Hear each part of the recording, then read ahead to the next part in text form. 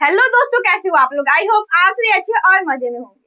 मेरा नाम भारती। आज की वीडियो हम लोग क्या पढ़ने वाले हैं। आज के इस वीडियो में हम लोग क्लास 11 बॉटनी का एक चैप्टर है, उसका नाम है cell the unit of life. इस चैप्टर का हम लोग एक टॉपिक समझने वाले हैं। वो टॉपिक का क्या नाम है, प्रोकार्योटिक सेल। देखिए, प्रोकार्योटिक के बारे में हम लोग एक ब्रीफ एक्सप्लेनेशन देख चुके हैं और आज हम लोग क्या करेंगे, डिटेल में पढ़ेंगे कि प्रोकार्योटिक में क्या क्या स्ट्रक्चर होती है, उन सब के बारे में पढ़ेंगे। ठीक है, तो सबसे पहले नेम में क्या समझ में आ जाता है, मतलब जो बेसिक फीचर होते हैं प्रोकार्योटिक सेल के बारे में वो क्या क्या होते हैं। बेसिक फीचर पहले नेम से पता चलता है, प्रो प्लस कार्योटिक। प्रो मतलब क्या होता है, प्रिमिटिव। प्रिमिटिव या ये लिख सकते हैं कि ओल्ड वर्जन। एंड कार्योटिक मतलब क्या होता है, न्यूक्लियस। तो मतलब पुरानी न्यूक्लियस जो है, प्रिमिटिव न्यूक्लियस जिसमें प्रेजेंट रहता है वो क्या होता है, प्रोकार्योटिक सेल होता है। यहाँ पर लिख सकते हैं कि न्यूक्लियस इज एब्सेंट। एब्सेंट को कुछ इस तरीके से लिखा जाता है, ये भी लिख सकते हैं एब्सेंट। यहाँ पर न्यूक्लियस क्या होता है, यहाँ पर न्यूक्लियस एब्सेंट होता है। उसके बाद क्या होता है कि न्यूक्लियस एब्सेंट रहेगा तो न्यूक्लियस का जो मेम्ब्रेन होता है वो भी एब्सेंट रहता है। न्यूक्लियस का दो मेम्ब्रेन होते हैं, जिसको न्यूक्लियस मेम्ब्रेन कहा जाता है या न्यूक्लियर इन्वेलप कहा जाता है, वो भी क्या होता है, यहाँ पर एब्सेंट होते हैं। तो न्यूक्लियर मेम्ब्रेन और एनवेलप आर एब्सेंट। यहाँ पर न्यूक्लियर एनवेलप क्या कह सकते हैं कि न्यूक्लियर मेम्ब्रेन, ये भी क्या होते हैं, एब्सेंट होते हैं। जितने भी मेम्ब्रेन बॉन्ड ऑर्गेनल्स होते हैं वो सारे इसमें एब्सेंट होते हैं। मतलब कि प्रोकार्योटिक में सिर्फ और सिर्फ एक ही मेम्ब्रेन होता है। वो कौन सा होता है, उसका सेल मेम्ब्रेन होता है। क्योंकि सेल मेम्ब्रेन जो होता है वो यूनिवर्सल होता है। यूनिवर्सल कहने का मतलब कि जो हर एक सेल में प्रेजेंट रहेगा। तो सेल मेम्ब्रेन जो होता है वो हर एक सेल में प्रेजेंट रहता है। तो सेल मेम्ब्रेन के अलावा प्रोकार्योटिक सेल में और कोई भी मेम्ब्रेन बॉन्ड ऑर्गेनल्स प्रेजेंट नहीं होते हैं। तो यहाँ पर क्या लिख सकते हैं कि मेम्ब्रेन बॉन्ड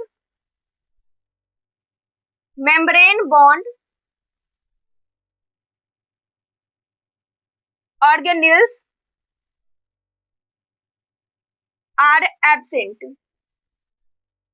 जैसे कि इसमें क्या एग्जांपल में क्या हो जाएगा, एग्जांपल में बहुत सारे आ जाते हैं। Mitochondria,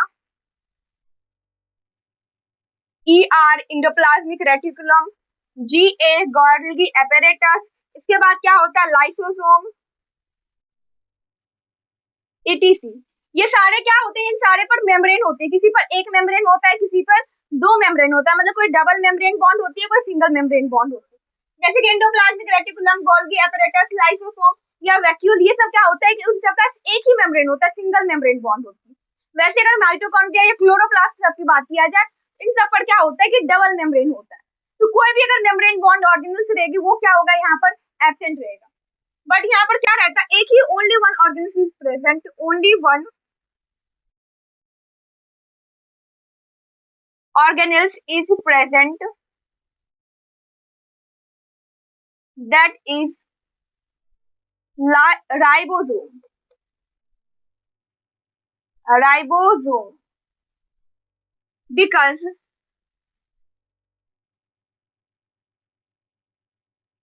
ribosome is membraneless and universal. Ribosome क्या होता है, मेम्ब्रेनलेस होता है। मतलब कि राइबोसोम एक अकेला ऐसा ऑर्गेनल होता है जो कि प्रोकार्योटिक यूकार्योटिक दोनों सेल में प्रेजेंट होता है।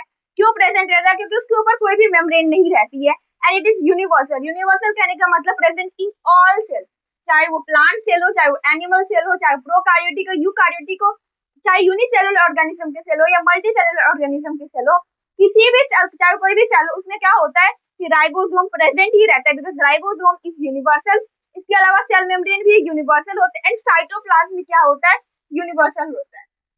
तो यहाँ पर क्या होता है कि राइबोसोम एब्सेंट रहता है। अब देखो जो सॉरी प्रेजेंट रहता है। अब इसमें जो राइबोसोम होते हैं ना, तो 70s ribosome present, 70s ribosome is present. यहाँ पर 70s राइबोसोम प्रेजेंट होता है। 70s का दो सब यूनिट होता है, एक होता है 50s एंड दूसरा होता है 30s। एस मतलब होता है सेडिमेंटेशन कोफिशिएंट,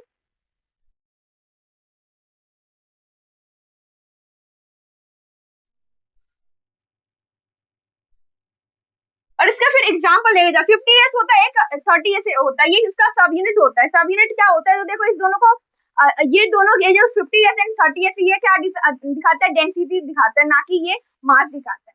ठीक है, इसके बाद यहाँ पर एग्जाम्पल आ जाएंगे। एग्जाम्पल में क्या हो जाएंगे, प्रोकार्योटिक सेल किसमें प्रेजेंट रहता है, सारे बैक्टीरिया में प्रेजेंट रहता है। बैक्टीरिया, साइनोबैक्टीरिया, ऑब्वियसली यहाँ पर बैक्टीरिया आ रहा है तो बैक्टीरिया भी क्या होता है, प्रोकार्योटिक होता है। फिर होता है माइकोप्लाज्म,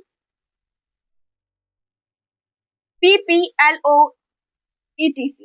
तो माइकोप्लाज्म, साइनोबैक्टीरिया या बैक्टीरिया, ये सब क्या होता है, ये सब प्रोकार्योटिक सेल होते हैं। मतलब कि इन सब में क्या होता है, इसमें मेम्ब्रेन बॉन्ड ऑर्गेनल्स एब्सेंट रहते हैं, न्यूक्लियस एब्सेंट रहता है, न्यूक्लियर एनवलप या न्यूक्लियर मेम्ब्रेन एब्सेंट रहता है। एंड इसमें क्या होता है, 70S राइबोसोम प्रेजेंट रहता है। जहां पर भी राइबोसोम आएगा वो क्या करेगा, वो प्रोटीन का सिंथेसिस करेगा। मतलब कि ये जो प्रोकार्योटिक सेल होते हैं इसमें प्रोटीन का भी सिंथेसिस होता है। अब क्या होता है, इसका जो अगर साइज देखा जाए तो साइज होता है प्रोकार्योटिक सेल का 1 से 2 माइक्रोमीटर तक, 1 से 2 micrometre, that is 10x smaller than eukaryote.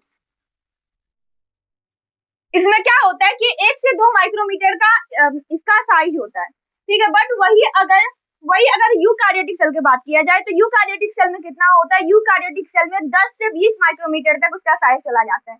मतलब कि कहा जाए तो ये कितना छोटा रहता है, 10 टाइम्स स्मॉलर रहता है यूकारियोटिक सेल से। It is 10x smaller and it divide more rapidly than eukaryotes। ये क्या होता है, यूकारियोट्स जो होता है, सॉरी प्रोकार्योटिक जो होता है, ये देखो ये तो छोटा रहता है। तो छोटा, अगर आप देखोगे छोटा बच्चा वो बहुत जल्दी जल्दी दौड़ता रहता है। ठीक वैसे ये जो प्रोकार्योटिक सेल होता है ये साइज छोटा रहता है एंड इसमें बहुत कम प्रेजेंट रहता है, क्योंकि इसमें मेम्ब्रेन बॉन्ड ऑर्गेन्स प्रेजेंट नहीं होते हैं, न्यूक्लियस प्रेजेंट नहीं होता है। इसी सब की वजह से ये जो डिवीजन है, ये डिवीजन बहुत ही फास्ट कर पाता है।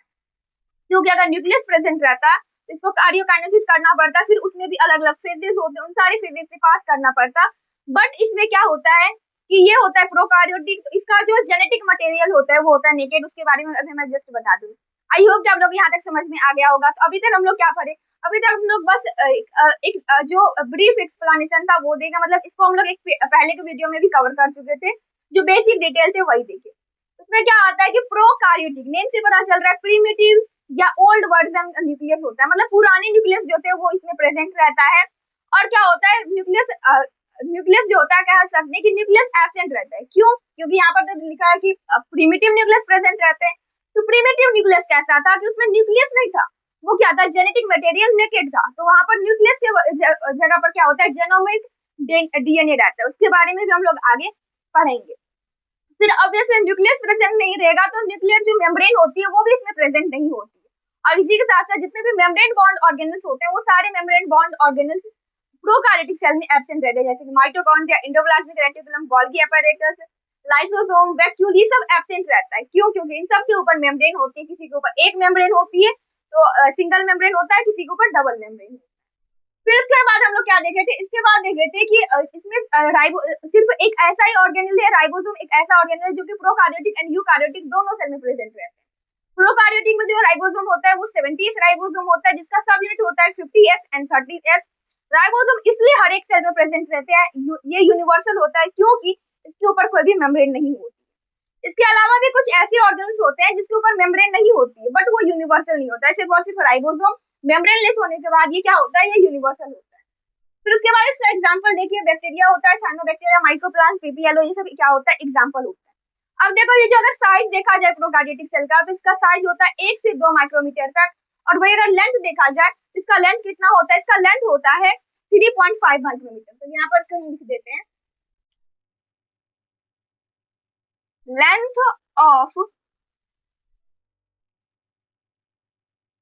Bacteria is 3.5 micrometer. इसका लेंथ कितना होता है, 3.5 माइक्रोमीटर का होता है। साइज कितना होता है, साइज 1 से 2 माइक्रोमीटर तक होता है। वही अगर एक यूकार्योटिक सेल में देखा जाए तो यूकार्योटिक सेल का अगर साइज देखा जाए तो वो 10 से 20 माइक्रोमीटर तक होता है। तो हम लोग ये कह सकते हैं कि जो प्रोकैरियोटिक सेल होता है ये 10x स्मॉलर होता है किससे, यूकैरियोटिक सेल से।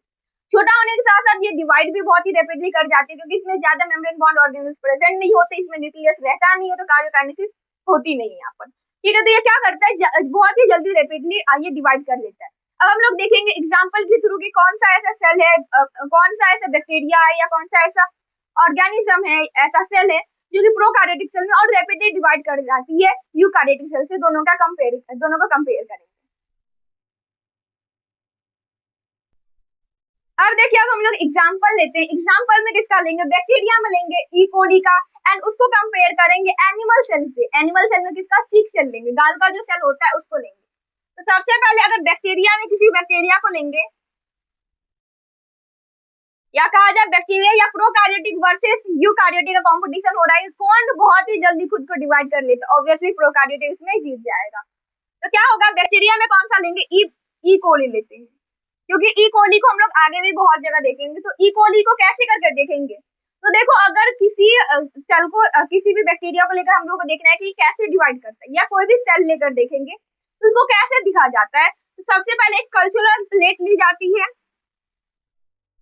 ये क्या है, इसको कहेंगे cultural plate, cultural plate, and इसमें कल्चरल मीडियम देंगे। ये क्या है,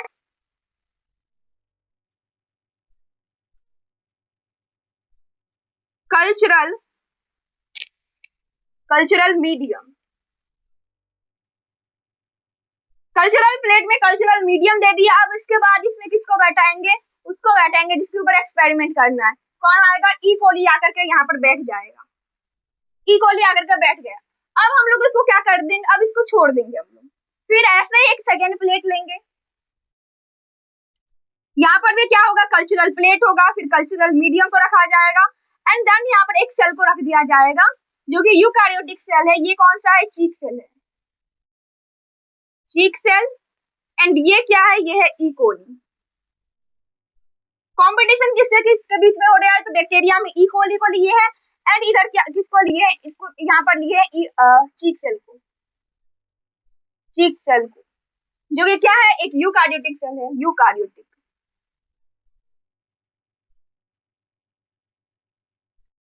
अब देखते हैं कि कौन कितने देर में खुद को डिवाइड कर लेता है। अगर हम लोग अगर इसको छोड़ देंगे कितने मिनट तक, अगर हम लोग 20 मिनट तक इसको अगर चेक करें, 20 मिनट तक छोड़ करके तब उसके बाद देखेंगे, तो 20 मिनट के बाद क्या हो जाएगा, ये जो ई कोली जो अकेला था ये कितने बन जाएंगे, ये 2 बन जाएंगे। वही अगर चीक सेल को छोड़ दिया जाए तो ये 24 घंटे के बाद 1 से 2 बनेंगे। तो 24 घंटे के बाद ये 20 मिनट, और ये कितना लेगा, 24 आवर। 24 आवर्स के बाद क्या हो जाएगा कि ये 1 से 2 बन जाएंगे। 24 आवर्स के बाद ये 1 से 2 बन जाएंगे। मतलब कि चीक सेल जो होता है, मतलब एक यूकैरियोटिक सेल को 24 घंटे मिनिमम या दिखा गया है, एवरेज टाइम कितना लगता है, तो 24 घंटे लगते हैं डिवाइड होने। वैसे तो अलग अलग सेल में अलग अलग टाइम लगता है। कुछ ऐसे सेल होते हैं जब वो ग्रो कर जाते हैं उसके बाद वो कभी डिवाइड ही नहीं करते। कुछ ऐसे होते हैं जो कि हफ्ते में 1-2 बार डिवाइड करते हैं, जैसे कि हमारे स्टमक में जो सेल प्रेजेंट रहता है वो एक सप्ताह में, एक वीक में सिर्फ और सिर्फ 2 बार डिवाइड करते हैं। तो ऐसे अलग अलग सेल रहते हैं, उन सबका डिवाइड करने का जो ड्यूरेशन होता है वो अलग अलग होता है, बट एवरेज जो ड्यूरेशन लिया गया है वो कितना, 24 आवर लिया गया है। एक अगर ई कोली एक चीक सेल को रखा जाए तो वो 24 घंटे में 1 से 2 बनेगा, बट वही अगर एक बैक्टीरिया क्या है, प्रोकैरियोटिक सेल है, अगर प्रोकैरियोटिक सेल को ले, ये 20 मिनट के अंदर ये 1 से 2 बन जाएंगे। मतलब अगर हम लोग ई कोली को अगर 24 घंटे तक छोड़ दें, यहाँ पर क्या लिखेंगे, आफ्टर 24 आवर्स ये कितने बन जाएंगे पता है, 10 लाख से 1 करोड़ हो जाएंगे। 10 लाख से 1 करोड़ के बीच में क्या हो जाएंगे, ये इतना डिवाइड हो जाएगा। कौन, तो ई कोली। बट वही अगर एक यूकैरियोटिक सेल तो सिर्फ और सिर्फ 1 से 2 बन पाएंगे। देखो जितने भी प्रोकैरियोटिक सेल होते हैं उसमें अगर फंडामेंटल स्ट्रक्चर देखा जाए तो वो सारे जो प्रोकैरियोटिक होते हैं वो फंडामेंटली सिमिलर होते हैं। तो वही यहाँ पर लिख देते हैं कि all prokaryotes are fundamentally similar, but कुछ उसमें डिफरेंस भी होती है, some minute sub minute, minute नहीं है माइन्यूट कहा गया, सब माइन्यूट डिफरेंस आर प्रेजेंट अब इसके एग्जांपल में लिख सकते हैं, क्योंकि सब में कुछ में क्या होता है, कुछ माइन्यूट कुछ थोड़े बहुत डिफरेंस देखने को मिलते हैं।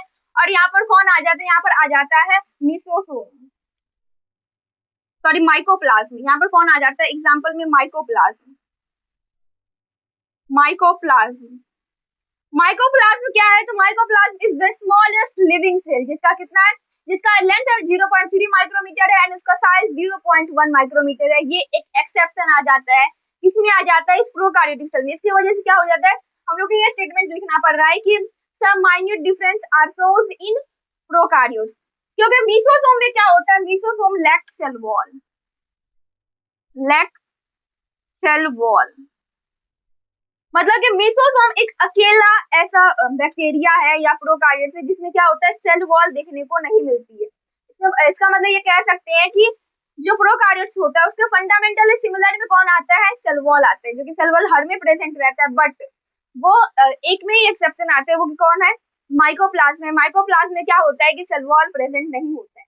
इसके बाद हम लोग क्या देखेंगे, इसके बाद हम लोग देखेंगे कि ये जो लेयर होती है ना, जो आउटसाइड की जो लेयर होती है वो भी 3 पार्ट में डिवाइडेड होती है। तो अभी हम लोग क्या देखे, अभी हम लोग एक यूकार्योटिक वर्सेस प्रोकार्योटिक का डिफरेंस देखे, मतलब कि दोनों में एक टक्कर करवाए। क्या था वो टक्कर, कि कौन सबसे जल्दी डिवाइड कर जाता है। ऑब्वियसली इसमें जीता कौन, प्रोकार्योटिक सेल का। हम लोग कैसे करके चेक किए, तो एक कल्चरल प्लेट लिए, कल्चरल प्लेट ऐसा प्लेट जहाँ पर हम लोग एक्सपेरिमेंट करें।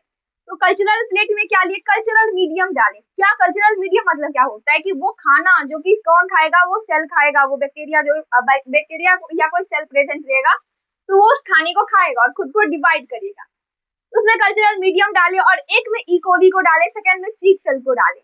एक कोली को अगर हम लोग 24 मिनट के बाद देखें तो वो क्या हो गया, 1 से 2 बन गया, मतलब कि 24 मिनट के अंदर ही वो खुद को डिवाइड कर लिया। बट वही अगर चीक सेल को देखें तो 24 घंटे के बाद एक से वो 2 बन पाए। मतलब कि एक यूकार्योटिक सेल का अगर एवरेज ड्यूरेशन देखा जाए कि वो कितने टाइम के बाद डिवाइड कर जाते हैं, तो वो है वो जो एवरेज है वो है 24 आवर्स। बट एक बैक्टीरिया का जो होता है वो बैक्टीरिया का वेरी करता है, बट इसका जो अगर एवरेज लिया जाए तो वो 20 मिनट है। तो अगर हम लोग ई कोली को 24 घंटे तक छोड़ देंगे तो कितना बन जाएगा, ये 10 लाख से 1 करोड़ तक बन सकता है। और देखो, और ये जो जितने भी प्रोकार्योट्स होते हैं ना उसमें फंडामेंटली सिमिलर होते हैं। यहाँ पर क्वेश्चन आता है कि क्या हम लोग यूकार्योटिक में ऐसा नहीं लिख सकते कि फंडामेंटली सिमिलर होते हैं, नहीं, क्योंकि प्रोकार्योटिक यूकार्योटिक में पहला ही डिफरेंस आ जाता है plant versus animal. Plant and animal में बहुत सारे डिफरेंस देखने को मिलता है। एक में क्लोरोप्लास्ट प्रेजेंट होता है, दूसरे में एब्सेंट होता है। एक में सेंट्रल वैक्यूल प्रेजेंट होता है, दूसरे में एब्सेंट रहता है। एक में क्या होता है कि एक में सेंट्रोल एंड सेंट्रोसोम प्रेजेंट रहता है, दूसरे में एब्सेंट रहता है। और सबसे इंपॉर्टेंट, प्लांट सेल में सेल वॉल प्रेजेंट रहता है, एनिमल सेल में एब्सेंट रहता है। इसमें बहुत सारे डिफरेंस आ जाते हैं, इसलिए हम लोग इसको क्या नहीं कर सकते, इसको ये नहीं कह सकते ये फंडामेंटली सिमिलर है। बट एक प्रोकार्योटिक सेल में कह सकते हैं कि प्रोकार्योटिक सेल जो होता है वो फंडामेंटली सिमिलर होता है। उसमें कुछ कुछ माइन्यूट डिफरेंस हम लोग को देखने को मिल जाती है। उसमें कौन आता है, एक एक्सेप्शन आ जाता है, वो कौन सा है, वो है माइकोप्लाज्म। माइकोप्लाज्म जो होता है उसमें सेल वॉल एब्सेंट होता है। आई होप आप लोग यहाँ तक समझ में आ गया होगा। अब देखो, ये जो बैक्टीरिया होता है उसके प्रोटेक्शन के लिए क्या होता है, उसके 3 लेयर बने हुए रहते हैं। मतलब कि बैक्टीरिया कह सकते हैं या प्रोकार्योटिक सेल के कितने लेयर होते हैं, 3 लेयर होते हैं। तो ऑल प्रोकार्योटिक सेल, और या लिख सकते हैं मोस्ट बैक्टीरिया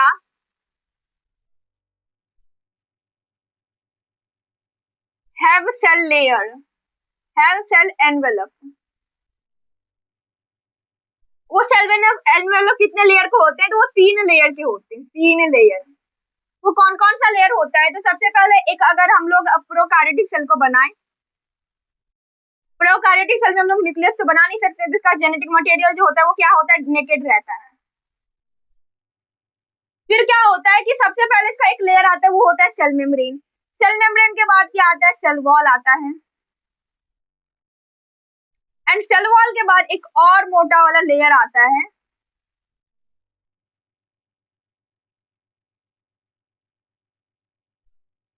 ऐसे करके ये 3 लेयर प्रेजेंट होती है। बाहर का क्या क्या नाम होता है, पहले लेयर का नाम होता है ग्लाइकोकैलिक्स। दूसरे लेयर का नाम क्या होता है? दूसरे लेयर का नाम होता है cell wall and third layer होता है सेल मेम्ब्रेन।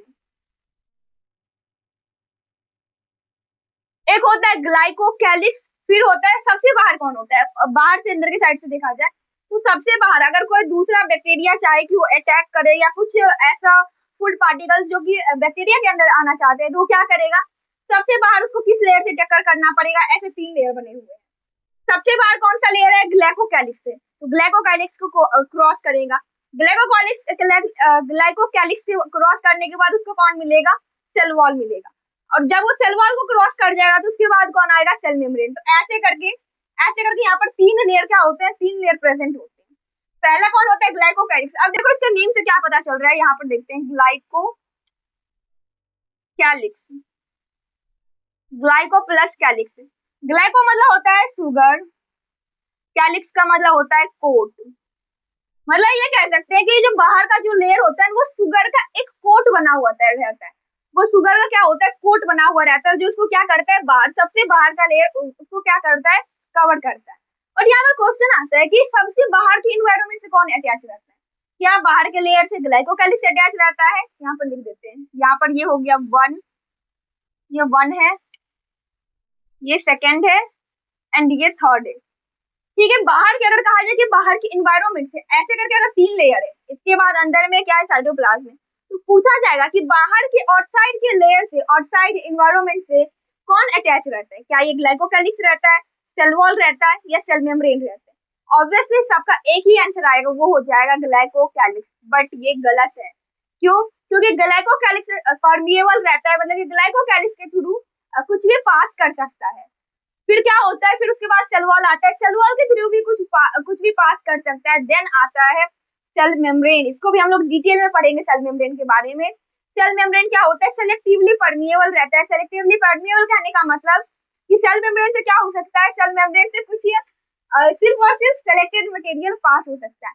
आई होप कि आप लोग यहाँ तक समझ में आ गया होगा। तो सबसे हम लोग क्या देखे अभी कि जितने भी बैक्टीरिया होते हैं या कह सकते हैं जितने भी प्रोकार्योटिक सेल होता है उसमें लेयर देखने को मिलती है। वो 3 लेयर होता है, glycocalyx, cell wall and cell membrane. Glycocalyx क्या होता है कि सबसे आउटसाइड का लेयर होता है, उसके बाद सेल वॉल आता है, उसके बाद सेल मेम्ब्रेन आता है। बट यहाँ पर हम लोग लिख सकते हैं सेल वॉल में एक आ जाता है एक्सेप्शन।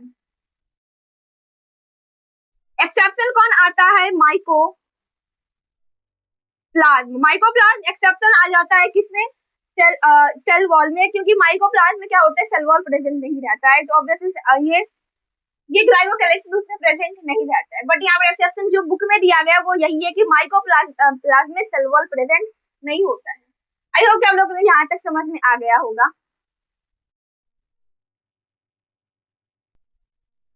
अब हम लोग क्या देखने वाले हैं? अब देखेंगे शेप ऑफ बैक्टीरिया, मतलब कि अलग अलग बैक्टीरिया का शेप क्या होता है? अलग अलग शेप होता है।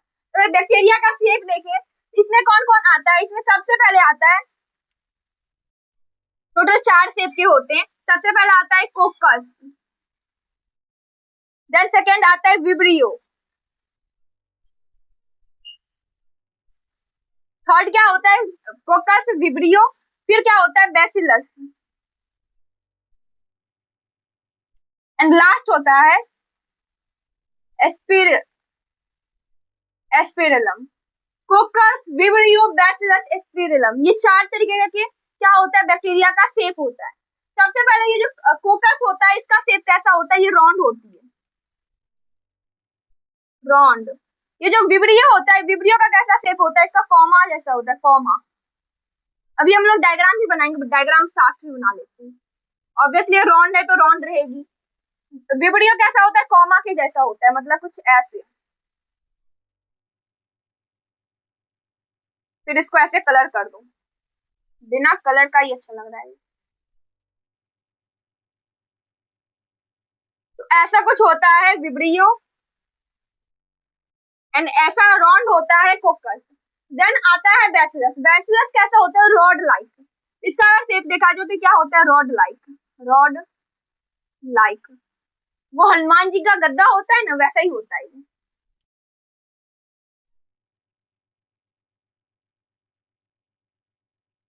कुछ ऐसा होता है, इसमें इंडोस्पोर भी होता है। ठीक है, देन लास्ट होता है स्पिरिलम। स्पिरिलम का शेप कैसा होता है? तो स्प्रिंग लाइक। स्प्रिंग लाइक, कुछ ऐसे होते हैं। और इसमें क्या प्रेजेंट रहता है, फ्लैजिला प्रेजेंट रहता है।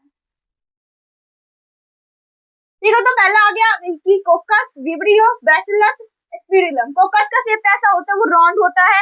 फिर आता है बैसिलस, बैसिलस कैसा होता है, रॉड लाइक रहता है। विब्रियो कॉमा जैसा होता है, कॉमा जैसे कि हम लोग कुछ सेंटेंस लिखते हैं उसके बाद ऐसे कॉमा लगाते हैं ना, तो कॉमा के जैसा होता है। देन आता है last spirillum, spring like shape होता है इसका। और ये क्या प्रेजेंट है, ये इसका फ्लैजिला है।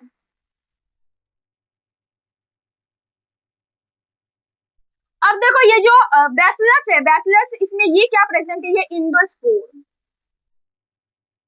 इंडोस्पोर। फिर ये विब्रियो हो गया, कॉमा हो गया। अब देखो ये जो कोकस होता है ना, कोकस के भी अलग अलग टाइप है। वैसे एनसीईआरटी में नहीं दिया गया, बट हाँ पढ़ लेंगे तो कुछ हम लोग का नुकसान थोड़ी ना हो जाएगा। तो ये जो कोकस होता है ये भी अलग अलग तरीके का होता है, मोनोकोकस, डिप्लोकोकस, ये अलग अलग तरीके का आता है। फर्स्ट होता है मोनोकोकस, मोनोकोकस।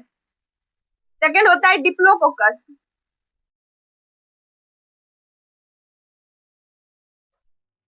देन आता है ट्रिप्लोकोकस। फोर होता है स्ट्रेप्टोकोकस।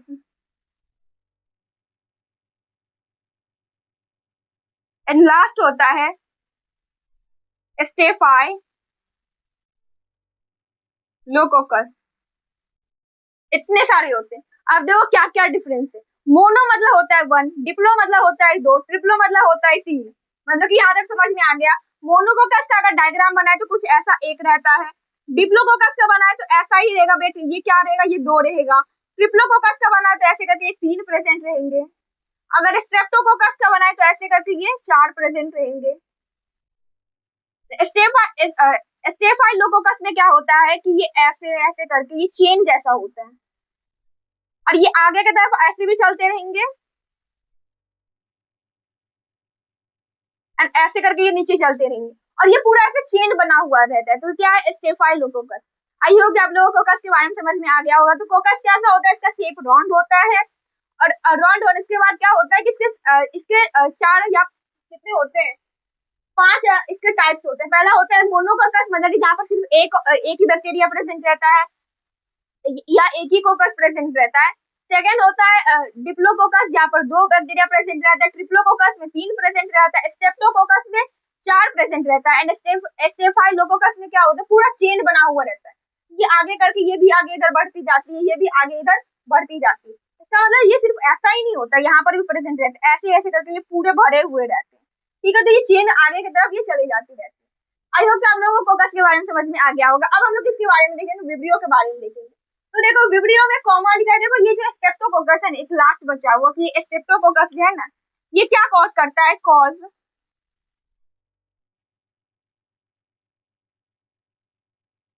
स्ट्रेप्टोनिमोनिया।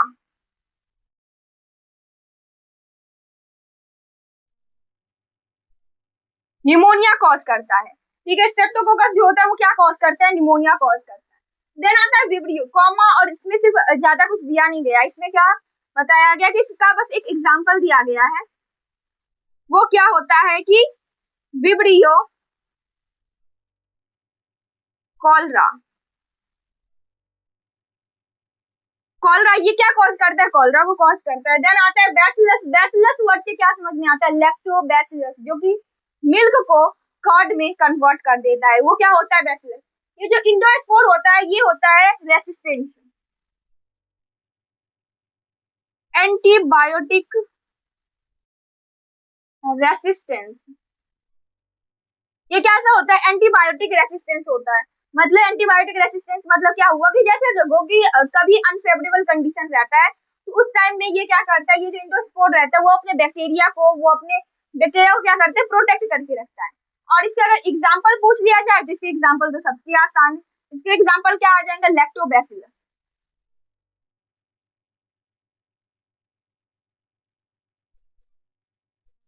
देन इसके बाद आता है स्पिरिलम, स्प्रिंग लाइक शेप जो होता है। इसमें दिया गया है कि ये जो स्प्रिंग लाइक शेप होता है एंड लास्ट में यहाँ पर फ्लैजिला प्रेजेंट है। ऐसे करके क्या होता है, फ्लैजिला प्रेजेंट रहता है, ऑब्वियसली वो मूवमेंट में हेल्प करता है। हाँ, एक और बात, ये जो प्रोकार्योटिक होता है इसमें सिर्फ और सिर्फ फ्लैजिला प्रेजेंट रहता है। सिलिया प्रेजेंट नहीं रहता है, मतलब कोई भी अगर आप प्रोकार्योटिक सेल को ले लोगे तो उसमें सिर्फ और सिर्फ फ्लैजेला प्रेजेंट रहता है, सिलिया प्रोकार्योटिक सेल में एब्सेंट रहता है। ठीक है, जिसमें फ्लैजेला प्रेजेंट रहता है, इसके एग्जांपल क्या होते हैं? इसके एग्जांपल होते हैं एस्पिरिलम माइनस, यहाँ पर दे देते हैं एग्जांपल एस्पिरिलम माइनस, ये इसके एग्जांपल है। आई होप कि आप लोगों को शेप ऑफ बैक्टीरिया समझ में आ गया होगा। तो सबसे पहले क्या होता है, कोकस होता है, देन आता है विब्रियो, बैसिलस एंड लास्ट में होता है स्पिरिलम। कोकस कैसा होता है? कोकस रॉन्ड सेल होते हैं, मतलब कि रॉन्ड बैक्टीरिया होता है। इसके भी अलग अलग टाइप्स होते हैं, मोनोकोकस होता है, डिप्लोकोकस, ट्रिप्लोकोकस, स्ट्रेप्टोकोकस एंड स्टेफाइलोकोकस होता है। मोनोकोकस में सिर्फ एक बैक्टीरिया प्रेजेंट रहता है, डिप्लो में 2 होता है, ट्रिप्लो में 3 होता है, स्ट्रेप्टो में 4 होता है एंड स्टेफाइलोकोकस में एक चेन बनी हुई रहती है ऐसे बैक्टीरिया की। ये जो स्ट्रेप्टोकोकस होता है वो क्या कॉज करता है? वो निमोनिया को कॉज करता है। देन आता है विब्रियोकोमा। विब्रियोकोमा ऑब्वियसली इसका शेप कैसा रहता है? कॉमा लाइक शेप रहता है एंड वो कॉलरा कॉज करता है। देन इसके बाद आता है बैसिलस, रॉड लाइक शेप रहता है और उसके बीच में इंडोस्पोर रहता है। ये जो हनुमान जी का गद्दा होता है वैसा ही रहता है और उसके बीच में इंडोस्पोर रहता है। इंडोस्पोर क्या करता है कि जब अनफेवरेबल कंडीशन रहता है उस टाइम पर क्या करता है कि वो अपने बैक्टीरिया को प्रोटेक्ट करके रखता है। अब जैसे देखो कि हम लोग को मिल्क को कर्ड में कन्वर्ट करना है, ऑब्वियसली मिल्क को अगर गर्म दूध में अगर हम लोग थोड़ा सा कर्ड दे देते हैं तो वो दूध खराब हो जाता है, वो दही नहीं बन पाता है। इसके लिए क्या चाहिए रहता है? एक टेम्परेचर, एक स्पेसिफिक टेम्परेचर पर ही हम लोग उसको कर्ड में कन्वर्ट कर सकते हैं। तो जब देखो कि जब अनफेवरेबल कंडीशन रहती है, मतलब कि जब मिल्क टू हॉट रहता है, मतलब बहुत ही ज्यादा गर्म रहती है, उस टाइम में अगर हम लोग कर्ड को दे देते हैं, कर्ड के अंदर कौन सा बैक्टीरिया रहता है? यही लैक्टोबैसिलस रहता है। तो लैक्टोबैसिलस के अंदर क्या होता है? इंडोस्पोर रहता है और वो उस टाइम पर जब मिल्क बहुत ही ज्यादा हॉट रहती है उस टाइम पर वो अपने बैक्टीरिया को प्रोटेक्ट करके रखता है। कौन रखता है? इंडोस्पोर रहता है। देन उसके बाद आता है स्पिरिलम, स्प्रिंग जैसा शेप रहता है इसका और लास्ट में फ्लैजेला लगे हुए रहते हैं। तो एग्जांपल क्या दिया गया? Spirillum minus. आई होप कि आप लोगों को शेप ऑफ बैक्टीरिया अच्छे से समझ में आ गया होगा।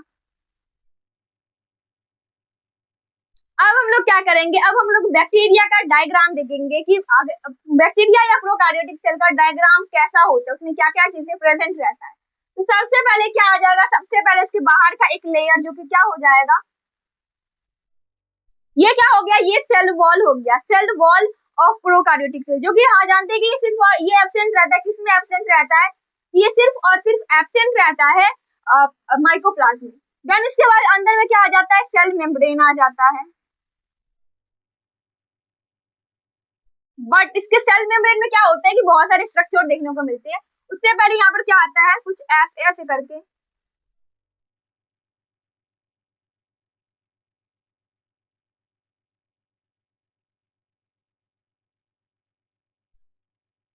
ऐसे करके रहता है। ये क्या हो गया? ये हो गया main genetic material, main genetic material. Main genetic material इसको जेनोफोरा भी कहते हैं, जेनोफोरा। ये क्या होता है? इसके अंदर क्या होता है? सिंगल क्रोमोसोम रहता है, सिंगल क्रोमोसोम। सिंगल क्रोमोसोम के अंदर में क्या रहता है? इसके अंदर में रहता है double standard circular DNA, double standard circular DNA देखने को मिलता है। मेन जेनेटिक मटेरियल रहता है। देखो यहाँ पर मैं ऐसा क्यों बनाई? क्योंकि इसमें न्यूक्लियस एब्सेंट रहता है। न्यूक्लियस जिसमें प्रेजेंट रहेगा उसके न्यूक्लियस के अंदर ऐसा स्ट्रक्चर रहता है। बट ये जो प्रोकार्योटिक सेल होते हैं उसके अंदर क्या रहता है कि जैसे कि अगर कोई ऑर्गेनल्स ऐसे ही मूव करते रहते हो साइटोप्लाज्म में, ठीक वैसे ही जो जेनेटिक मटेरियल होता है, मेन जेनेटिक मटेरियल रहता है, वो भी नेकेड साइटोप्लाज्म के अंदर मूव करते रहते हैं। तो ये क्या रहता है? इसको मेन जेनेटिक मटेरियल जेनोफोरा भी कहते हैं। ये सिंगल क्रोमोसोम रहता है, इसके अंदर रहता है डबल एक्सटेंडेड सर्कुलर डीएनए। देखो ये जो जेनेटिक मटेरियल जो रहता है, मेन जेनेटिक मटेरियल, ये निगेटिवली चार्ज रहते हैं, निगेटिवली चार्ज। ऑब्वियसली इसको न्यूट्रल करने के लिए कुछ चाहिए रहता है। तो न्यूट्रल करने के लिए इसके पास कौन आ जाता है? न्यूट्रल करने के लिए आ जाता है पॉली एमीन प्रोटीन। पॉलीएमिन प्रोटीन आकर के ये जो जेनेटिक मटेरियल होता है इसको न्यूट्रल कर देता है। देन इसके बाद बाहर भी कुछ जेनेटिक मटेरियल दिखने को मिलते हैं। वो क्या होते हैं? वो होते हैं प्लाज्मिड।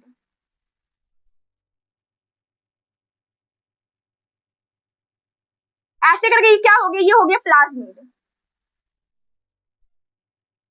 तो प्लाज्मिड देखने को मिलते हैं। इसके बाद क्या होता है, यहाँ पर मिलता है राइबोसोम। राइबोसोम के अलावा यहाँ पर क्या देखने को मिलता है, यहाँ पर बहुत सारे इंक्लूजन बॉडीज देखने को मिलती है। ये सारे क्या है, ये सारे हैं इंक्लूजन बॉडीज।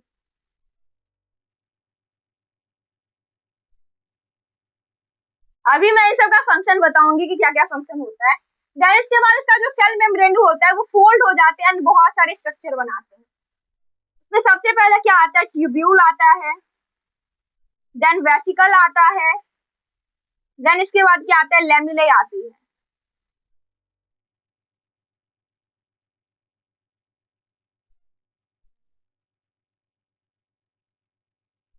लेमुले देखने को मिलता है। इसके बाद क्या देखने को मिलता है, इसके बाद यहाँ पर क्रोमेटोफोर देखने को मिलता है।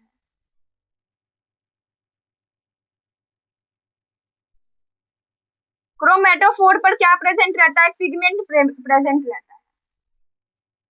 ठीक है, और इसके बाद क्या देखने को मिलता है, इसके बाद इस सेल वॉल को चीर कर बाहर निकलने वाला एक लेयर होता है, वो क्या होता है, फ्लैजुला। फ्लैजुला क्या करता है, सेल वॉल को चीर करके, मतलब सेल वॉल को फाड़ करके वो बाहर निकल जाता है, और ये क्या होता है, ये होता है फ्लैजुला। और फ्लैजुला के साइड में प्रेजेंट रहता है फिम्ब्रे। अब इन सबका मैं लेबलिंग कर देती हूँ। ये क्या होता है, सबसे पहले ये रहता है ट्यूब्यूल,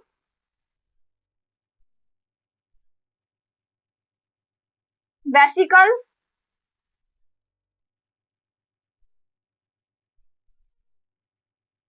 लेमुले, और इस तीनों को हम लोग क्या कहते हैं, इस तीनों को हम लोग कहते हैं मीसोसोम। इस तीनों को हम लोग क्या कहते हैं, मीसोसोम कहते हैं, ट्यूब्यूल, वेसिकल, लेमुले। देखिए ये इन सब का अलग अलग फंक्शन होता है। एक क्या करता है, इस डीएनए रेप्लिकेशन में हेल्प करता है, डीएनए का डुप्लीकेशन में ट्यूब्यूल हेल्प करता है। कुछ ऐसे होते हैं। देन ये वेसिकल होता है, लेमुले होता है, इन सब का अलग अलग फंक्शन होता है, जिसको हम लोग डिटेल में पढ़ेंगे, ट्यूब्यूल के बारे में डिटेल में पढ़ेंगे, वेसिकल के बारे में डिटेल में, एंड लेमुले के बारे में। और इस तीनों को साथ में क्या कहते हैं, मीसोसोम कहते हैं। देन ये क्या होता है, ये होता है क्रोमेटोफोर।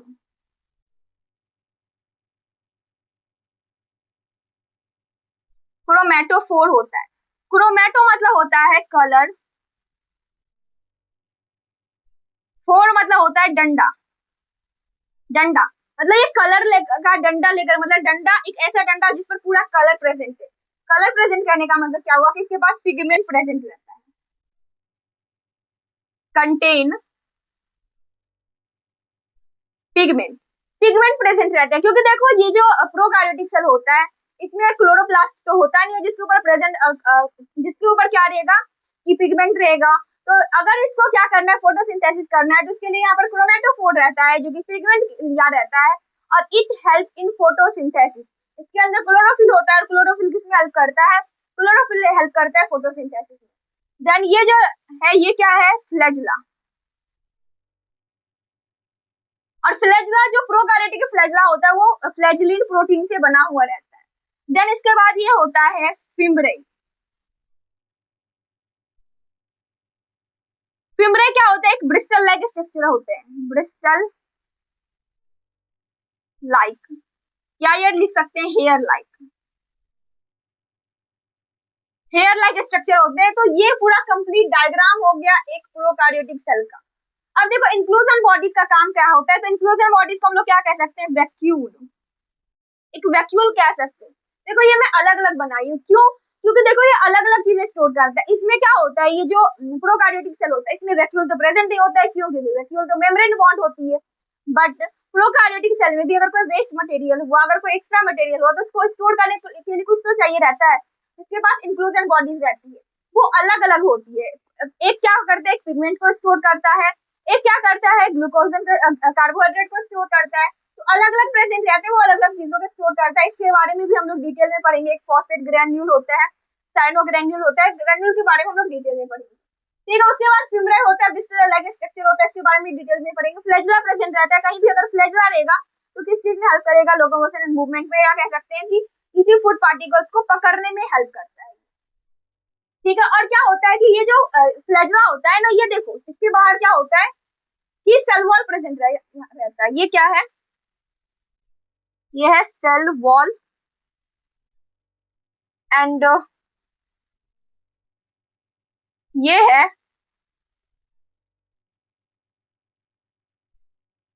Cell membrane. तो ये जो फ्लैजला है, ये फ्लैजला क्या होता है कि सेल मेम्ब्रेन का ही एक्सटेंशन होता है।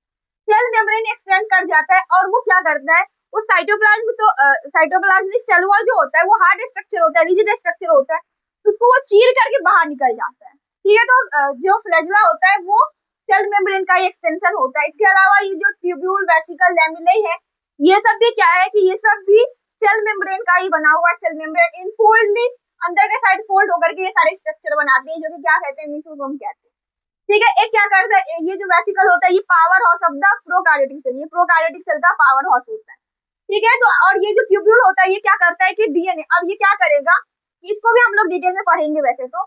ये क्या करता है, ये दो बन जाते हैं, अब ये एक ही बना हुआ है तो ये ऐसे दो बन जाएंगे, और फिर ये क्या करेंगे, ये जो जेनेटिक मटेरियल है यहाँ पर दो लेयर प्रेजेंट है, तो एक को ये पकड़ लेगा, दूसरा एक वेसिकल ट्यूब्यूल बनेगा वो दूसरे को पकड़ लेगा, और फिर वो दोनों अलग अलग कर देंगे।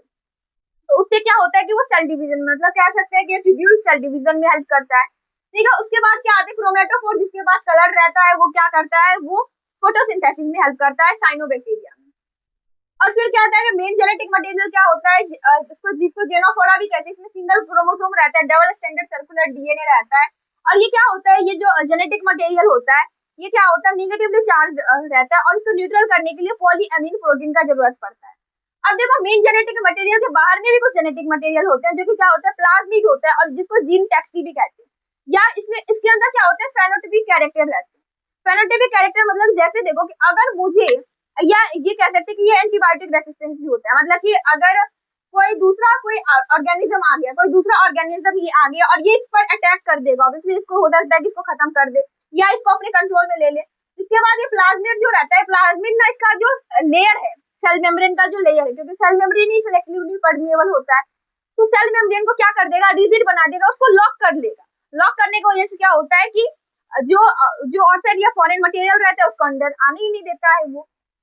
तो प्लाज्मिड क्या रहता है, इसके पास फेनोटाइपिक कैरेक्टर रहता है, एंटीबायोटिक रेसिस्टेंस होता है, एंड क्या रहता है कि इसके अंदर इसको जीन टैक्सी भी कहते हैं। जीन टैक्सी कहने का मतलब कि जैसे देखो कि अगर मुझे अपना कोई डीएनए अगर इस बैक्टीरिया के अंदर भेजना है तो कैसे भेजेंगे, अगर डायरेक्टली हम लोग अगर अपना डीएनए को इस बैक्टीरिया के अंदर दे देंगे तो क्या हो जाएगा कि ये जो बैक्टीरिया है ये क्या कर देगा, हमारे जेनेटिक मटेरियल को फॉरेन समझकर वो उसको खत्म कर देगा। तो हम लोग क्या करते हैं कि प्लाज्मिड तो बाहर अंदर जा सकता है, तो प्लाज्मिड को हम लोग बाहर निकालेंगे, प्लाज्मिड से हम लोग दोस्ती कर लेंगे और प्लाज्मिड के अंदर अपना डीएनए दे करके उसको अंदर में भेज देंगे। जैसे देखो कि इसके पास हम यहाँ से क्या कर देंगे, इसको हटा देंगे और यहाँ पर अपना डीएनए हम दे देंगे, अपना डीएनए दे देंगे, एंड इसके बाद क्या करेंगे, इसको बैक्टीरिया के अंदर भेज देंगे। ऑब्वियसली प्लाज्मिड जो है वो इसी बैक्टीरिया का एक मेंबर है, तो इसको ये अंदर जाने दे सकते हैं। अब जैसे देखो कि कोई अमीर घर है और उसके घर के अंदर आपको जाना है, मतलब कि कोई भी घर हो और उसके अंदर आपको जाना है, ऐसे ही आप जाओगे तो ऑब्वियसली वो आपको जाने नहीं देंगे, क्योंकि बहुत सारे लोग, कोई भी चला जाएगा किसी के भी घर के अंदर, तो ऐसे तो जाने नहीं देंगे। तो फिर क्या कर सकते हो कि आप उसके फैमिली के जो मेंबर रहेंगे उसके किसी एक से आप फ्रेंडशिप कर सकते हो, फिर उसके साथ आप चले जाओगे, बोलेगा कौन है ये, तो बोलेगा ये मेरा फ्रेंड है। ठीक वैसे प्लाज्मिड डायरेक्टली ये जो बैक्टीरिया होता है डायरेक्टली किसी चीज को अंदर तो आने देगा नहीं, तो ये क्या करता है कि हमें अगर कुछ डालना है तो हम लोग प्लाज्मिड को बाहर निकालते हैं, प्लाज्मिड से दोस्ती कर लेते हैं, प्लाज्मिड के साथ हम लोग उसके अंदर चले जाते हैं, मतलब प्लाज्मिड में हम लोग अपना डीएनए डाल करके प्लाज्मिड को अंदर भेज देते हैं। तो ये था पूरा एक ओवरऑल स्ट्रक्चर था किसका, प्रोकार्योटिक सेल का। आई होप कि आप लोगों को समझ में आ गया होगा। एक बार रिवाइज कर लेते किसमें क्या क्या होता है। सबसे पहले बाहर का लेयर होता है जो कि क्या होता है, सेल वॉल रहता है। सेल वॉल जो होता है वो माइक्रोप्लाज्म में एब्सेंट रहता है। हमेशा याद रखना कि प्रोकार्योटिक सेल में जो माइक्रोप्लाज्म होता है वो एक एक्सेप्शन आ जाता है, क्योंकि माइक्रोप्लाज्म में सेल वॉल एब्सेंट रहता है। उसके बाद क्या आता है, उसके बाद सेल मेम्ब्रेन आता है। सेल फोल्ड रहता है या बाहर की तरफ एक्सटेंड हुआ रहता है और बहुत सारे स्ट्रक्चर बनाते हैं जो इनसाइड फोल्ड होकर के वो ट्यूब्यूल बनाते हैं, वेसिकल बनाते हैं, लैमिनाe बनाते हैं एंड क्रोमेटोफोर बनाते हैं। ट्यूब्यूल क्या करता है, डीएनए रेप्लिकेशन में हेल्प करता है। वेसिकल क्या करता है, माइटोकॉन्ड्रिया काम करता है और वो क्या करता है, एनर्जी बनाता है। फिर उसका क्रोमेटोफोर क्या होता है, इस पर पिगमेंट प्रेजेंट रहता है, ये क्लोरोप्लास्ट का काम करता है। पिगमेंट प्रेजेंट होने की वजह से क्या करता है, फोटोसिंथेसिस में हेल्प करता है। देन वो बाहर की तरफ वो क्या करते हैं, एक्सटेंड हुए रहते हैं और वो क्या बनाते हैं, फ्लैजुला बनाते हैं, जो किस चीज में हेल्प करता है, मूवमेंट में हेल्प करता है एंड या फूड पार्टिकल को कैच करने में ये हेल्प करता है। इसके बाद फिमरा प्रेजेंट रहता है, bristle like hair like structure होता है। फिर यहाँ पर राइबोसोम दिखने को मिलती है, कितना होता है 70 राइबोसोम प्रेजेंट होता है। राइबोसोम यूनिवर्सल रहता है एंड सेल मेम्ब्रेन को ऊपर में राइबोसोम रहता है। आई होप कि आप लोग देख पा रहे होंगे, ये सेल मेम्ब्रेन के जस्ट ऊपर में मैं राइबोसोम बनाई। देन इसमें इंक्लूजन बॉडीज रहता है। इंक्लूजन बॉडीज क्या होता है कि जैसे अगर एक यूकार्योटिक सेल में एक वैक्यूल प्रेजेंट रहता है जो कि स्टोर करता है एक्स्ट्रा मटेरियल को या वेस्ट मटेरियल को, ठीक वैसे ही प्रोकार्योटिक सेल में तो ऐसा कुछ रहता है, तो उसमें क्या रहता है, इंक्लूजन बॉडीज रहती है। इंक्लूजन बॉडीज जो होता है वो मेम्ब्रेनलेस होता है, इसमें कुछ भी मेम्ब्रेन बॉन्ड नहीं होता है, सब कुछ मेम्ब्रेनलेस रहता है एंड ये फ्रीली मूव कर सकते हैं, कुछ यहाँ से यहाँ आ सकते हैं, यहाँ से यहाँ पर आ सकते हैं, ये फ्रीली इसमें मूव कर सकते हैं। इसमें भी कुछ फॉस्फेट ग्रेन्यूल होता है जो कि फॉस्फेट स्टोर करता है। 3 तरीका का ग्रेन्यूल होता है, उसके बारे में हम आगे डिटेल में पढ़ेंगे। देन उसके बाद सेल वॉल हो ही जाता है, सेल मेम्ब्रेन हो ही जाता है। फिर क्या आता है लास्ट जो और मेन होता है, वो होता है मेन जेनेटिक मटेरियल, जेनोफोरा भी कहते हैं। इसके अंदर क्या होता है, सिंगल क्रोमोसोम रहता है, डबल स्टैंडर्ड सर्कुलर डीएनए देखने को मिलता है एंड ये निगेटिवली चार्ज पार्टिकल रहते हैं, इसको न्यूट्रल करने के लिए यहाँ पर प्रेजेंट रहता है पॉलीएमीन प्रोटीन। फिर इसके बाहर क्या प्रेजेंट रहता है, कुछ प्लाज्मिड प्रेजेंट रहता है, इसके बारे में अभी जस्ट बता ही चुकी थी। ये किस चीज में हेल्प करता है, एंटीबायोटिक रेसिस्टेंस रहता है, फेनोटाइपिक कैरेक्टर रहता है, मतलब ये अपना खुद का कॉपी बना सकता है। अब देखो इसको अगर इसको अपना खुद का कॉपी बनाना है तो इस प्लाज्मिड को इस मेन जेनेटिक मटेरियल से परमिशन नहीं लेना पड़ेगा, खुद से अपना काम कर सकता है। और इसके बाद एंटीबायोटिक रेसिस्टेंस रहता है, जीनीटैक्सी कहते हैं, क्योंकि हम लोग खुद का डीएनए के अंदर प्लाज्मिड के थ्रू भेज सकते हैं, ठीक है। और ये पूरा ओवरऑल था इस प्रोकार्योटिक सेल के बारे में। आई होप कि आप लोगों को यहाँ तक समझ में आ गया होगा। आई थिंक आप लोगों को बहुत सारे कुछ जो उस डायग्राम से समझ में आ गया होगा। और अब हम लोग उन सब के बारे में एक एक करके डिटेल में पढ़ लेते हैं। उसमें सबसे पहला आता है, सबसे इजी जो हो रहता है वो क्या होता है, वो होता है सेल वॉल। देखो सेल वॉल जो रहता है ऑब्वियसली हमारे घर का दीवार क्या है कि हम लोग हमारे घर को एक शेप दे पा रहे हैं। अगर ये दीवार नहीं रहता है तो ऑब्वियसली हम लोग अपने घर को जब चाहे तब बड़ा कर सकते थे, जब चाहे तब छोटा कर सकते थे, क्योंकि हमारे घर का दीवार है, दीवार की एक वॉल है, वॉल की वजह से हमारे रूम को एक फिक्स शेप मिल पा रही है। ठीक वैसे ही किसी भी अगर सेल में सेल वॉल प्रेजेंट रहेगा तो सेल वॉल उसको क्या देगा, फिक्स शेप देगा। और ऑब्वियसली हम लोग का जो वॉल होता है वो क्या होता है, रिजिड होता है। मतलब कि सेल वॉल क्या होता है, रिजिड,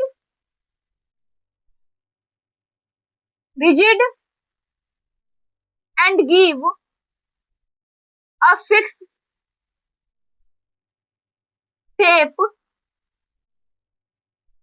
टू सेल। और ये सेल को क्या करता है, एक फिक्स शेप देता है। जैसे तो हम लोग शेप के बारे में पढ़ चुके थे, कौन कौन सा शेप होता है, एक होता है बैसिलस, विब्रियो, एस्पिरिलम एंड कोकस होता है। ठीक वैसे वो शेप किसकी वजह से मिल पा रहा है, क्योंकि उन सब में प्रेजेंट है सेल वॉल। और सेल वॉल क्या कर रहा है कि एक फिक्स शेप दे पा रहा है। और फिर क्या होता है कि ये जो सेल वॉल होता है, और सबसे इम्पोर्टेंट ये हो जाता है क्योंकि इट एब्सेंट इन, क्या लिख सकते हैं, cell wall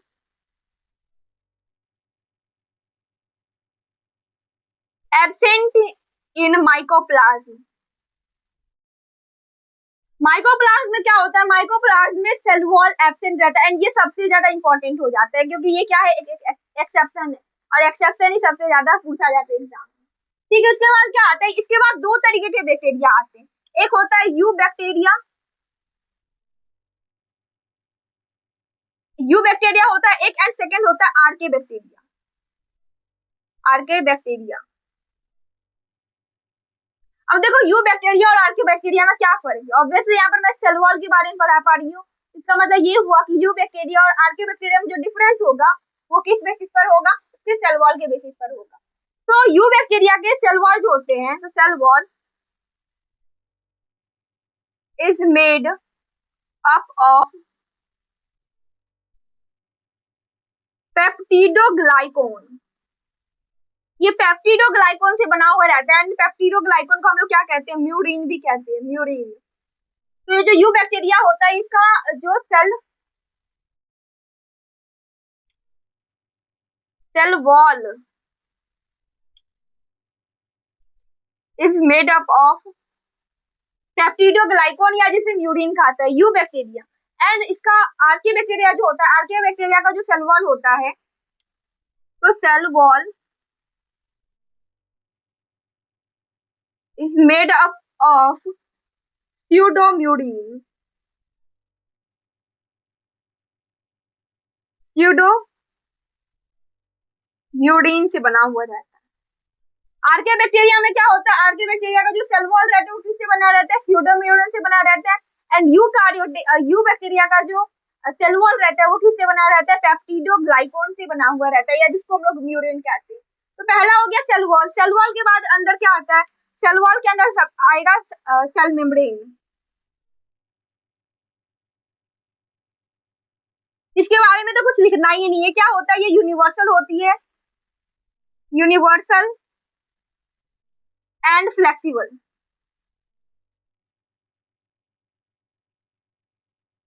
fold, it fold, it fold inwardly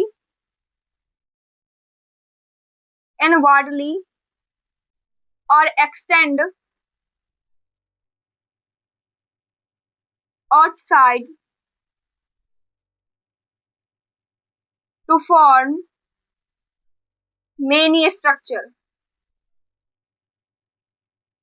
ये सेल मेम्ब्रेन क्या होता है, ये फ्लेक्सिबल होता है एंड ये यूनिवर्सल रहता है। यूनिवर्सल कहने का मतलब ये सारे सेल में प्रेजेंट रहता है, चाहे वो यूकार्योटिक सेल हो, प्रोकार्योटिक सेल हो, प्लांट हो या एनिमल हो, सब में ये सेल मेम्ब्रेन प्रेजेंट रहता है। बट सेल वॉल तो ऐसा नहीं होता, क्योंकि एनिमल्स में एब्सेंट रहते हैं, प्लांट में प्रेजेंट रहते हैं, इसके अलावा ये माइक्रोप्लाज्म में भी एब्सेंट रहते हैं। बट सेल वॉल क्या होता है, फ्लेक्सिबल होता है, यूनिवर्सल रहते हैं। एंड सेल वॉल क्या, सेल मेम्ब्रेन क्या होता है, इनसाइड या आउटसाइड, ये इनवर्डली या क्या कह सकते हैं कि extend outwardly to form many structure, ये बहुत सारे शेप बनाते हैं। जैसे कि अगर हम लोग अगेन अगर डायग्राम बनाए, हम डायरेक्ट बना लेते हैं सेल मेम्ब्रेन का ही, तो ये पहले क्या रहता है, एक बनाता है, एक ट्यूब्यूल बनाता है, देन उसके बाद वेसिकल होता है, देन उसके बाद क्या होता है, लेमिलाई होता है। तो ये इनवर्डली फोल्ड होकर के बना है, मतलब कि सेल अगर ये ऐसा स्ट्रक्चर नहीं बनता तो ये पूरा सेल रहता, बट ये इनवर्डली मतलब कि सेल के अंदर की तरफ, मतलब साइटोप्लाज्म की तरफ ये इनवर्ट होकर के स्ट्रक्चर बना है। ठीक वैसे ये आउटसाइड की तरफ भी जाती है, मतलब कि एक्सटेंड आउटसाइड द सेल, और वो क्या बनाती है, ऐसे फ्लैजला बन जाता है। क्या बन जाता है, फ्लैजला बन जाता है। तो इनवर्डली एक्सटेंड होकर के आउटवर्डली, और या कह सकते हैं कि आउटसाइड ही एक्सटेंड होकर क्या बनाते हैं, ये स्ट्रक्चर बनाते हैं बहुत सारे। देन इसके बाद थर्ड होता है साइटोप्लाज्म। साइटोप्लाज्म के बारे में भी कुछ नहीं लिखना है ज्यादा। साइटोप्लाज्म क्या होता है, ये भी यूनिवर्सल होता है and semi fluid in nature. Semi fluid होता है नेचर में। आई होप कि आप लोगों को ये सब समझ में आ गया होगा। तो सबसे पहले क्या पढ़े, सबसे पहले हम लोग सेल वॉल के बारे में पढ़े। सेल वॉल क्या होता है, रिजिड होता है एंड ये फिक्स शेप देता है।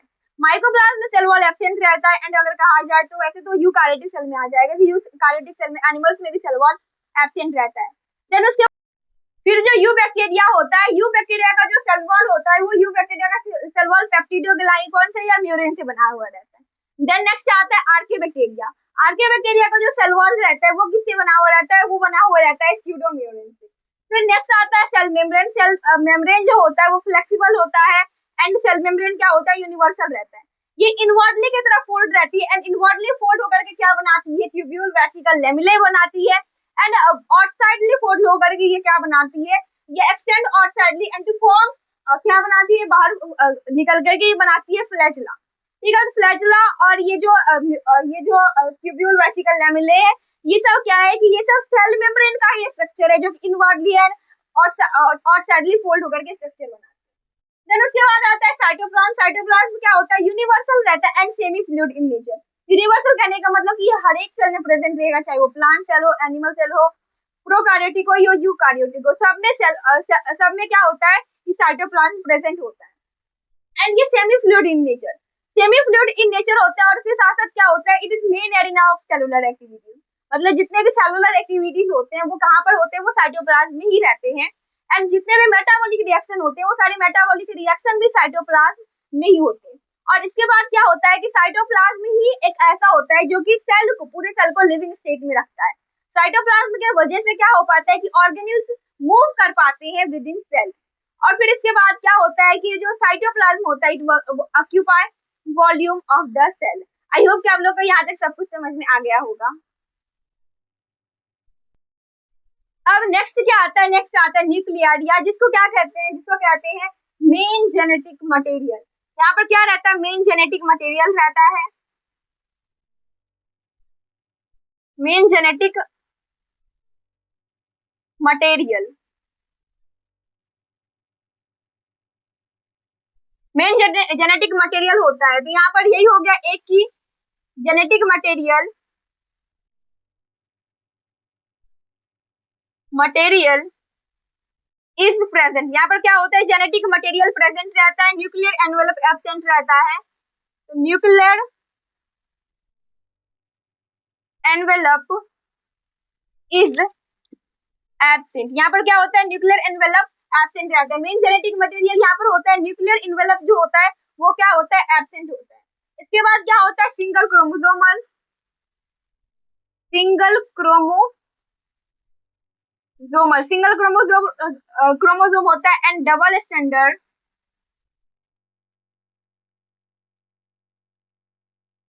डबल स्टैंडर्ड सर्कुलर डीएनए होता है, सर्कुलर डीएनए होता है। देन इसके बाद क्या होता है, ये निगेटिवली चार्ज पार्टिकल होते हैं। क्या होता है, अगर पहले इसका डायग्राम बना लेते हैं।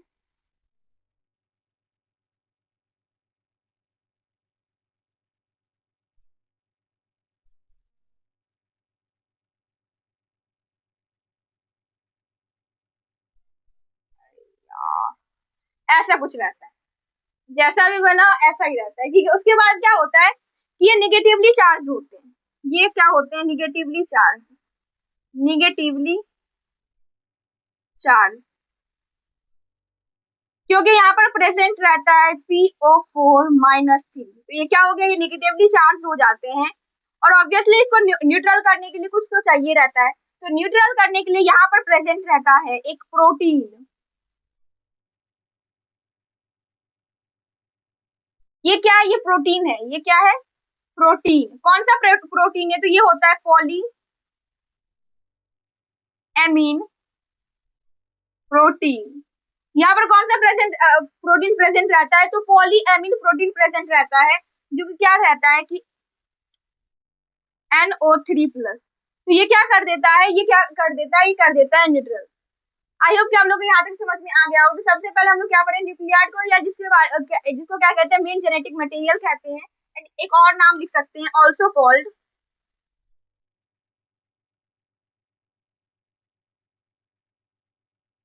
जेनोफोरा, इसको हम लोग जेनोफोरा भी कहते हैं, ठीक है। तो न्यूक्लियोइड कहते हैं, मेन जेनेटिक मटेरियल कहते हैं, जेनोफोरा कहते हैं। इसके अंदर क्या रहता है, जेनेटिक मटेरियल प्रेजेंट रहता है, जो भी बैक्टीरिया होता है उसका जेनेटिक मटेरियल न्यूक्लियोइड के अंदर ही प्रेजेंट रहता है। न्यूक्लियर एनवेलप एब्सेंट रहता है, मतलब ये freely naked, it move freely in cytoplasm. ये क्या करते हैं, साइटोप्लाज्म में फ्रीली मूव करते हैं, एंड इट इज नेकेड।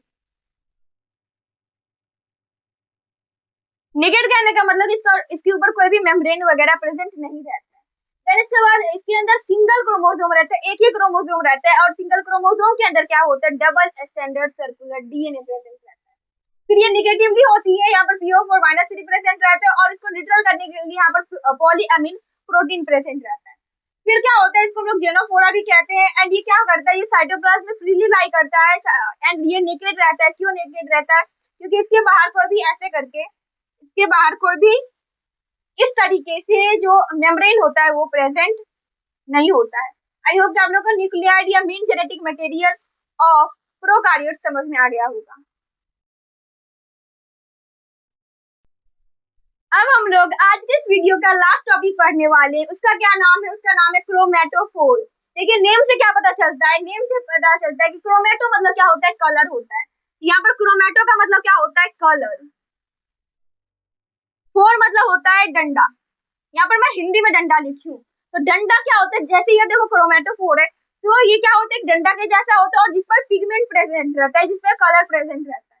तो इट रिलेटेड टू पिगमेंट। ये किससे रिलेटेड होता है, तो ये पिगमेंट से रिलेटेड रहता है। ऑब्वियसली ये क्या करेगा, तो it helps in photosynthesis, synthesis. तो ऑब्वियसली ये क्या करेगा कि पिगमेंट प्रेजेंट रहेगा तो पिगमेंट किस चीज में हेल्प करता है, तो फोटोसिंथेसिस में हेल्प करता है। अब कौन सा ऐसा बैक्टीरिया है या कौन सा ऐसा प्रोकार्योटिक सेल है जो क्या करता है, जो कि खुद का खाना खुद बनाता है, मतलब जो फोटोसिंथेसिस करता है। तो इसके एग्जांपल कौन आते हैं, इसके एग्जांपल होते हैं साइनोबैक्टीरिया, साइनोबैक्टीरिया, या जिसको क्या कहते हैं ब्लू ग्रीन अलगी, ब्लू ग्रीन अलगी। यहाँ पर ग्रीन वर्ड आ रहा है, ग्रीन वर्ड का मतलब ही हुआ कि ये क्या करते हैं, खुद का खाना खुद बनाता है, फोटोसिंथेसिस करता है। अगर इसका डायग्राम बनाए हम लोग, वैसे तो डायग्राम हम लोग जब बनाए थे तब देख चुके थे। जैसे कि देखो ये है एक साइटोप्लाज्म से क्या होता है कि अंदर के साइड फोल्ड रहती है,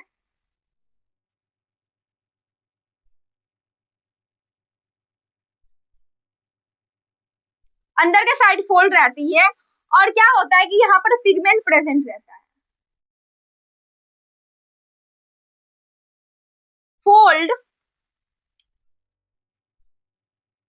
इट फोल्ड इनवर्डली,